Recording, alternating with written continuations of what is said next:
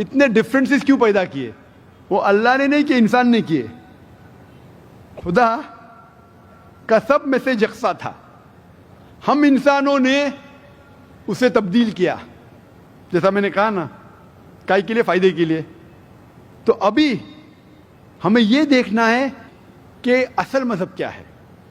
اور میں عام طور پہ کہتا ہوں، جو میں رائے دیتا ہوں، میں صرف ایک طرفہ رائے نہیں دیتا ہوں کہ صرف قرآن میں مانو. میں کیا کہتا ہوں، آپ کم از کم ایک بات پہ مانو کہ ایک کتاب 100% خدا کی ہے. ٹھیک ہے؟ یہ ماننے میں کسی کو گلا شکوہ نہیں ہوگا. ہندو کہیں گا وید خدا کی کتاب ہے، عیسائی کہیں گا بائبل خدا کی کتاب ہے، مسلمان کہیں گے قرآن خدا کی کتاب ہے.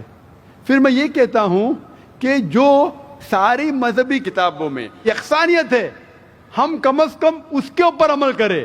جو اختلاف ہے اسے کل ڈسکس کریں گے. صحیح بات؟ جو یکسانیت ہے، پھر آپ کہہ سکتے ہیں یہ تو وید اور قرآن میں ہے، کرسچن کہیں گا یہ بائبل اور قرآن میں، مسلم کہیں گا قرآن اور بائبل میں، قرآن اور وید میں. تو یہ بات تو 100% خدا کی ہے. آپ اس بات کو تسلیم کرتے کیا نہیں؟ جو چیز کامن ہے بائبل، وید، قرآن میں، وہ 100% اللہ کا کلام ہونا چاہیے. باقی ہے کہنے بات پر ڈسکس کریں گے. تو ساری مذہبی کتابوں میں لکھا ہے کہ محمد صلی اللہ علیہ وسلم آخری پیغمبر، اختلاف کی بات نہیں ہے. ساری مذہبی کتابوں میں لکھا ہے کہ خدا ایشور ایک ہے، کوئی اختلاف کی بات نہیں. نہ اس کی کوئی پرتیما ہے، نہ کوئی بت ہے، اس کی عبادت کرنا چاہیے. باقی چیز چھوڑو، کم از کم اس پہ تو عمل کرو. اس طریقے سے میں نے تقریر کی. ہندو مذہب اور اسلام میں یکسانیت، عیسائی مذہب اور اسلام میں یکسانیت، اور ثابت کیا کہ بائبل میں لکھا ہے شراب حرام ہے، وید میں لکھا ہے شراب حرام ہے، قرآن میں لکھا ہے شراب حرام ہے، تو شراب مت پیو. ہندو مذہبی کتاب میں لکھا ہے کہ عورتوں کو حجاب کرنا چاہیے، بائبل میں لکھا عورتوں کو حجاب کرنا چاہیے، قرآن میں لکھا عورتوں کو حجاب کرنا چاہیے. کیوں نہیں حجاب کرتے عورت؟